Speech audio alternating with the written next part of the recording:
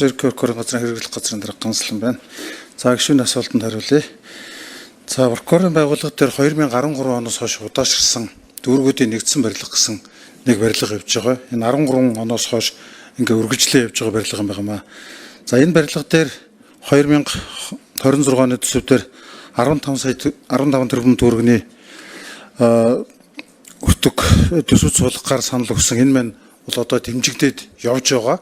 Гэтэ ингээд 13 оноос хойш ингээ маш удаашраад барилгаж явагдаж байгаа маань өөрөө төсөв төртгүүд нь өсөөд удаашраад маш хэцүү байдалд ордог учраас энийг одоо нэг нийтдээ 40-50 орчим тэрбум төгрөгийн төсөв төртгөтэй барилга байгаа. Инхээр ингээд жил болгон инхээр бас л удаашраад байгаа учраас шүүгтэрч прокурорч явж байгаа энэ барилгуудыг төсөв төртгийг өшөө нэмэгдүүлж хурдан хугацаанд ашиглалтанд оруулах зайлшгүй шаардлагатай гэсэн ийм байр суурьтай байгаа. 13 оноос хойш үргэлжилж байгаа барилга байгаа.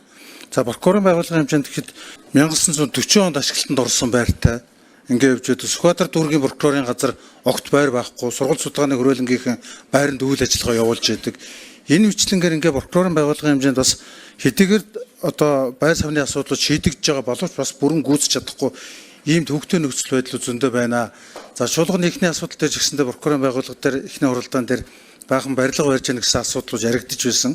Тэгэхээр бид хүн албан үүргэн одоо үйл ажиллагаагаа явуулахын тулд зайлшгүй барихаас өөр юм одоо прокурорын орох одоо байргүйгээр ийм прокурорын газар хүртэл нийслэл үйл ажиллагаа явуулж байгаа ийм нөхцөл байдлууд байгаа гэдгийг хэлье. Тэгэхээр энэ дүүргүүдийн нэгдсэн прокурорын барилга бол 13 оноос хойш 12-3 жил ингээ үргэлжилж байгаа ийм барилга байгаа учраас энийг хурдан хугацаанд ашиглалтанд оруулах төсөв төртгийг нэмж тавиад хурдан хугацаанд ашиглалтанд оруулах тал дээр бас анхаарч өгнө гэж та бүхнээс хүсэж байна. За төсөв дээр ялгаагүй нийт 9% хасагдал прокурорын байгууллага дээр мөн орж ирсэн. Тэгэхээр прокурорууд маань улсын хэмжээнд өнөөдрийн байдлаар нэг 709 прокурор л улсын хэмжээний үйл ажиллагаа явуулдаг.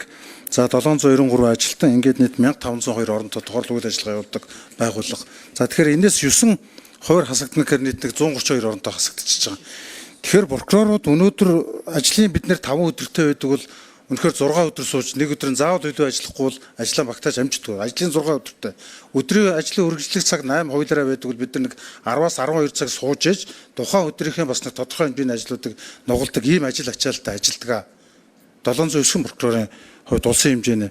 Тэгэхэд энэ чэнэс ингээд 9% хасагдчихаар үнэхээр үйл ажиллагаа явуулахад хүндрэлтэй нөхцөл байдлууд үүсэж байгааг та бүхэн бас анхаарч үзэх шаардлагатай гэж үзэж байна. Мөн гэр бүлийн шүүх байгуулагдаад холбогдуулаад бас прокуроруудыг мэрэгшүүлэх, энэ прокуроруудыг тодорхой үйл ажиллагаа явуулахын тулд томилох ийм шаардлагууд байгаа учраас мөн энэ хууль батлагдсантай холбогдуулаад нэмэх байхад харин ингээ хасагдаад байхаар үйл ажиллагаа явуулахад үнэхээр хүндрэлтэй ийм зүйлүүд байгаа гэдгийг та бүхэн бас анхаарч өгөөч гэсэн ийм хүсэлттэй байна. За барилга байгуулагчид дээр нэг зүйл хэлчихэд бас одоо улсын хэмжээнд одоо барилга байхгүй газар Говьлтай аймаг Орхон ингээ Баянзүрх дүүрэг 1940 онд байгуулагдсан ашиглалтанд орсон ийм аж аргаар барьсан барилгатай үнэхээр нөхцлүүд хэцүү байдаг. Энэ дээр бас тодорхой хэмжээний одоо нэмэх хүсэлтийг бол хөргүүлж байгаа. Энийг та бүхэн бас нэг үзэх боломж байдаг хөл энийг харгалж үзээч гэсэн нэг юм санал хөтлөж байна.